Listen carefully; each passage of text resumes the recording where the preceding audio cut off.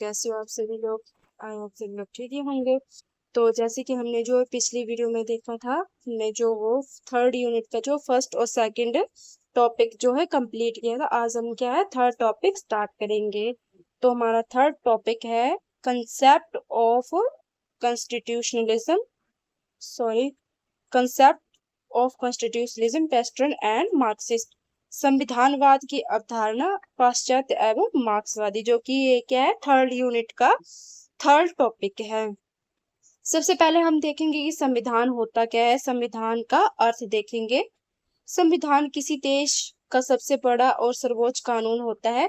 इसमें ये बताया जाता है कि देश कैसे चलेगा, सरकार कैसे बनेगी और सरकार की शक्तियां क्या होंगी और नागरिकों के क्या अधिकार और कर्तव्य होंगे।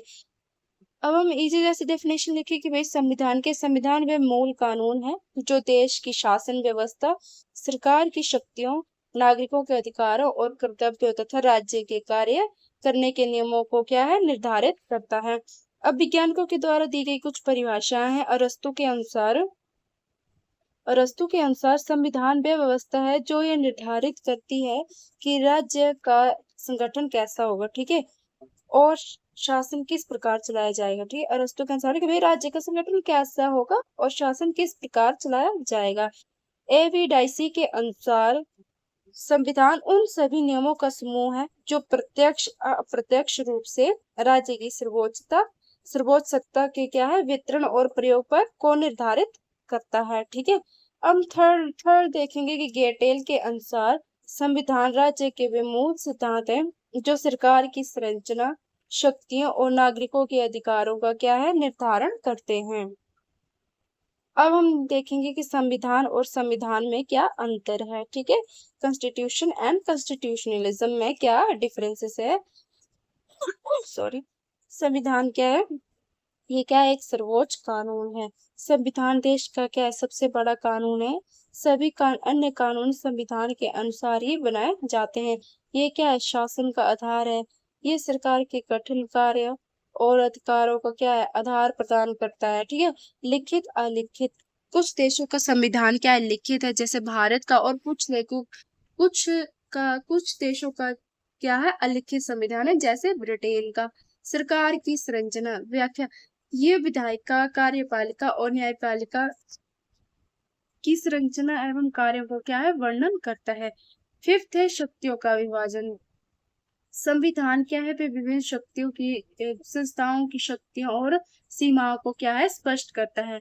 नागरिकों के अधिकार, संविधान नागरिकों को क्या है मौलिक अधिकारों की रक्षा करता है।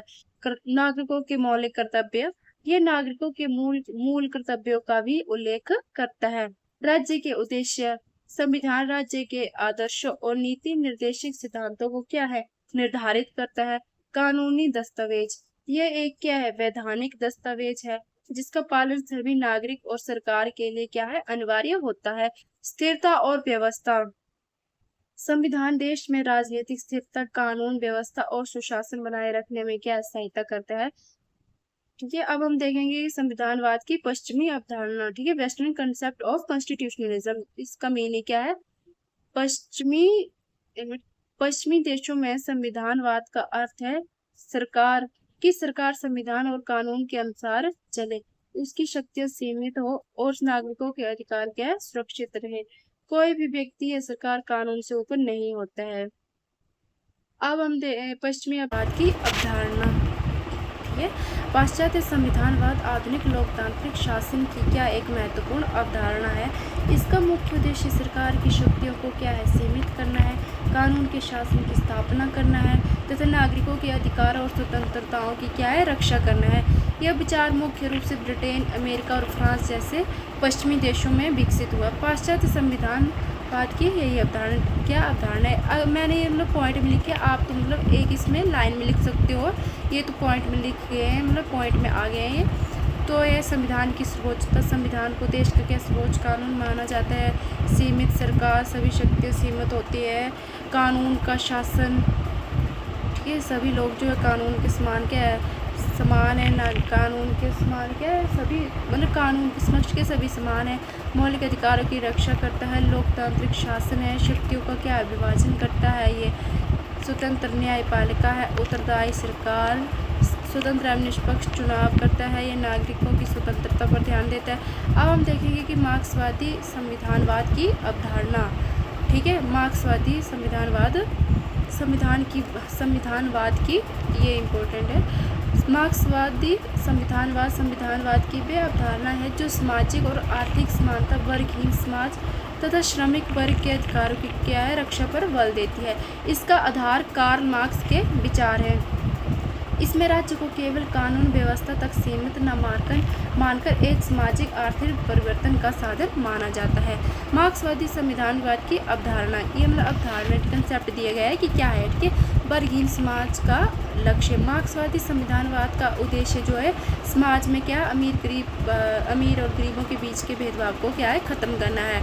आर्थिक समानता, सभी नागरिकों को क्या है समान आर्थिक अवसर उपलब्ध कराना है, ठीक है। श्रमिक वर्ग की प्रधानता, मजदूरों और गरीब वर्ग के हितों की क्या है रक्षा को प्राथमिकता दी जाती है।